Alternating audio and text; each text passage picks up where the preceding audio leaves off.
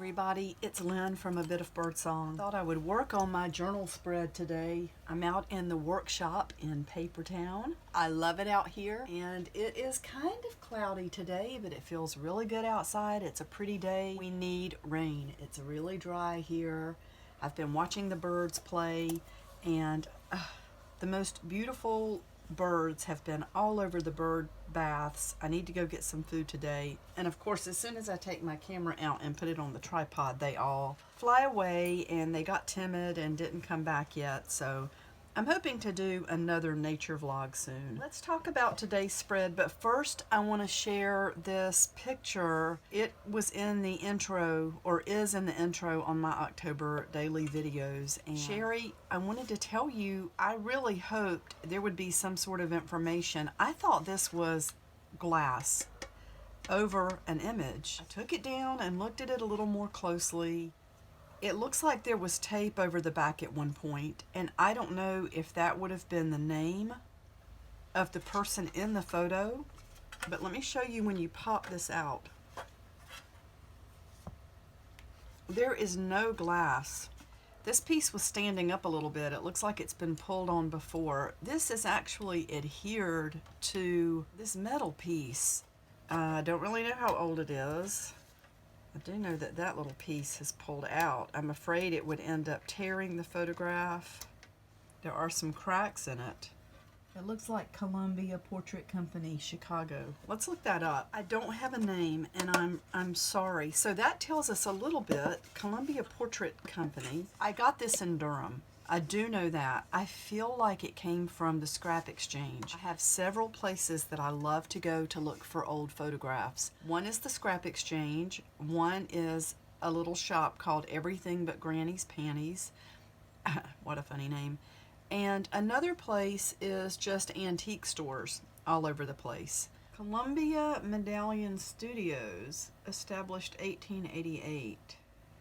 Tintype photo. Okay, look at this. So here is an ad. Don't let memories grow dim. Oh, look at this. It looks like you could send in a portrait and have one of these tintype medallions made. But this says, the major legacy Columbia left behind, rather morbidly, are the hundreds of 6-inch medallions now floating anonymously through America's antique shops and eBay listings, perfectly preserved as intended, but mostly robbed of their historical significance and emotional resonance. It says, since these portraits rarely included any printed descriptions of the people or places, we're left to consider the irony of the situation. Let me tell you this website so that I'm not just nabbing their information and not giving them any credit. This is madeinchicagomuseum.com. All right, so for today's entry, and looks like things are coming along nicely. This wax is kind of making a mess, but that's okay. That's okay. Wax is fun to use. I haven't done anything encaustic in a long time. It smells good too. Of course, if you're doing encaustics, you don't want to use scented candles meant for, well, I guess you could. Okay, I'm rambling. The W, of course, is for witches. And then let's get over here to our daily journal spread. Love this page. And then we have yesterday, and now I am so excited that this is today's paper because I love this, and I think it's going to go really neat with what I have in mind. This is an old photograph I have, and I scanned it. You can see there are some lines in it. I feel like my printer does this every once in a while. I need to just get in there and clean it. You know, with the electronic program they offer for you to do that. It comes with the printer. And I also probably need to check the ink level. But for what I'm using this for, I'm not going to reprint this. I'm just going to cut this out. I'm going to cut this right down the center. I think I'm going to have it lay like that. So one of the first things I'm going to have to do is glue that down. But before that happens, let me think about what I want to put under it. This is some wrapping paper. It's got some reproduction images on it. I love this orange, and I love that gothic look. So this is kind of an orange yellow. try to stay on the line. I think I'm going to use this, tear right across there. So let's get the glue going. I thought I would do a process video today and just chat a little bit. This video might be a little bit longer.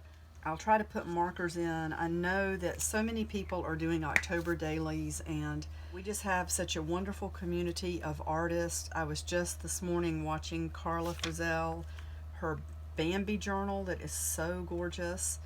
I was looking yesterday at April over at Pink Oddbird, her beautiful Alice in Wonderland Halloween journal. It's incredible. We have all these things we love to watch. I could just watch other people all day. I know we like to make our rounds. So I've tried to keep these fairly short so that you can move on to other channels. There is just some lovely, lovely stuff out there. But I thought you might like a process video. I don't know. I figured I would just go ahead and do the whole thing here. So let's get these ladies glued down. There are a lot of images floating around on the web of Victorian witches, or images of maybe women just dressed as witches. And I'm wondering if there's anything out there that's really authentic, or if a lot of it was dress up or whatever. I'm thinking that in the 1800s there would still be quite a memory of some of the witch trials that went on, but I don't believe in Victorian England you would be broadcasting that you were a witch, if you were a witch. So I've slid these papers down in here as far as I can get them, because I want that to look like, I want it to look complete. Another thing that I did, and while I'm doing that, while I'm talking, let me get a piece of paper to go under here, and then another sheet to cover them up. And I'm just gonna spray around the edges a little bit. Ooh, look at the color it put on that. I'm trying to remember what kind of paper was on the other side. I like that. And then we will go here to the bottom and do the same thing. Of course, I save everything, so I'll use that for something later. Saving everything is part of the problem around here lately. I need to let some things go. I want to add a little bit more of this and see what it does over here. Let's just go ahead and, ooh, I like that. Mess up the edges of that a little bit. So let's do this as well. We don't want it to look too contrived.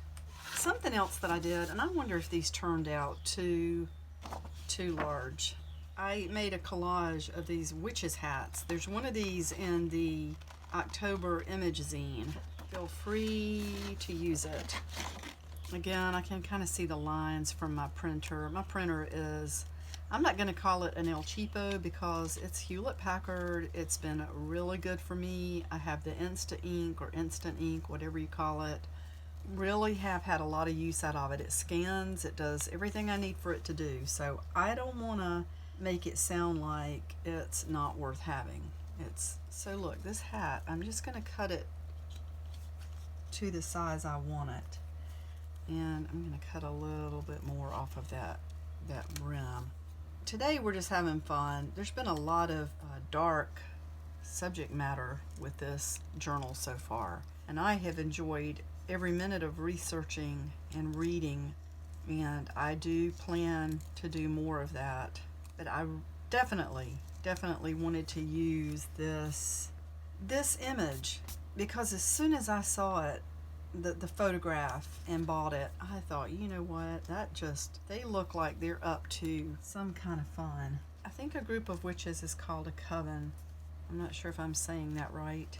And there are images out there of witches' covens in Victorian England. I thought it would be good to speed this part up because all I am doing is cutting out witches' hats and gluing them into place.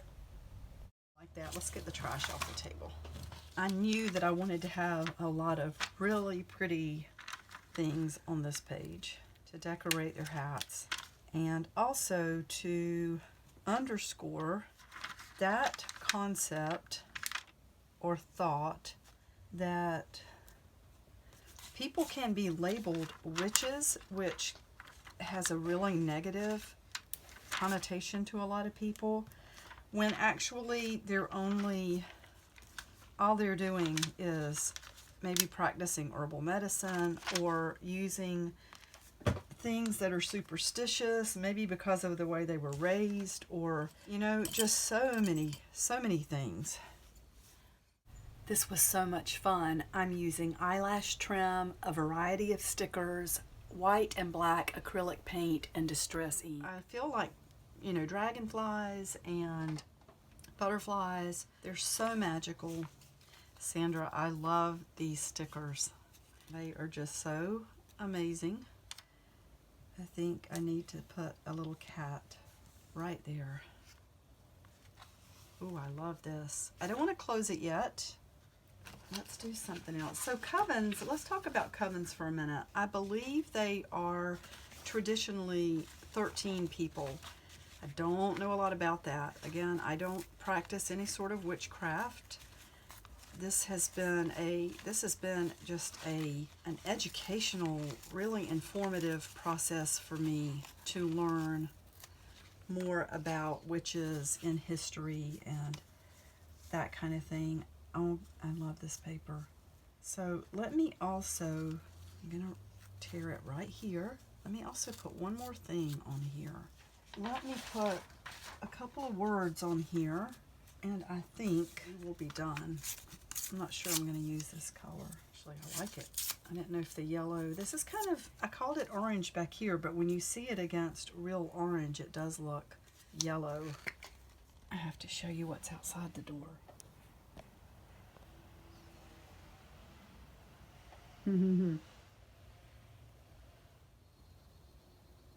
I'm using this wording even if the number is not correct based on what a coven truly is, but this book is all about witches, and we will just go ahead and use the words. So that is all except for the date. And that's today's spread. I love it. Thank you so much for joining me. I love that you're here. And I will see you soon. Bye for now.